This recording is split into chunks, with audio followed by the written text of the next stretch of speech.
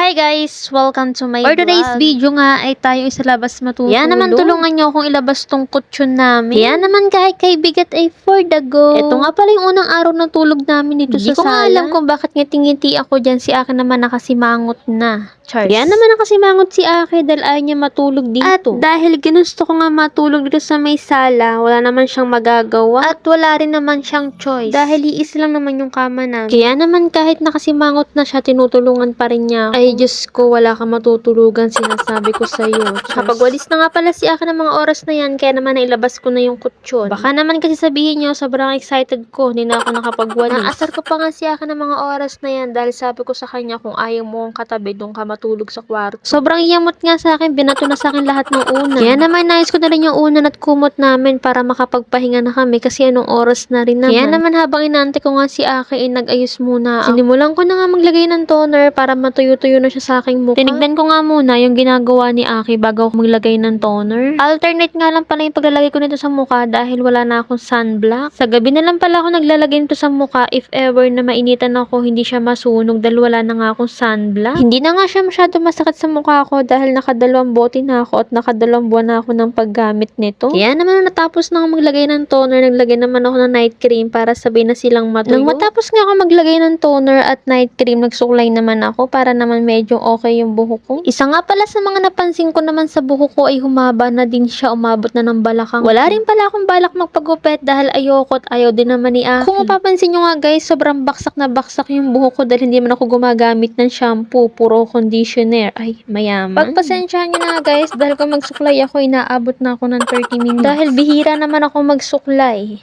Cheers. Yan naman matapos na ako magsuklay, sinot ko naman yung salamin ko dahil baka hindi ko kayo makita.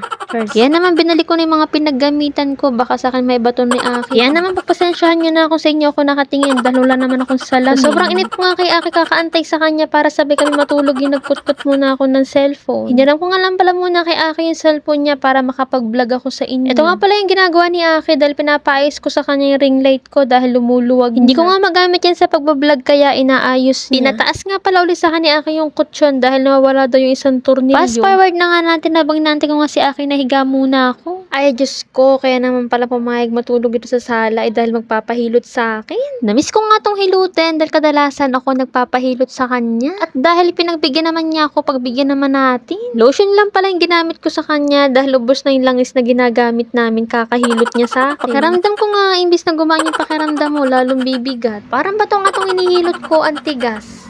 Charles. Fast forward na nga natin at natapos na ako mag-heal. Yan naman, salamat po sa mga nanonood, sumusuporta sa amin. See you next vlog. Bye!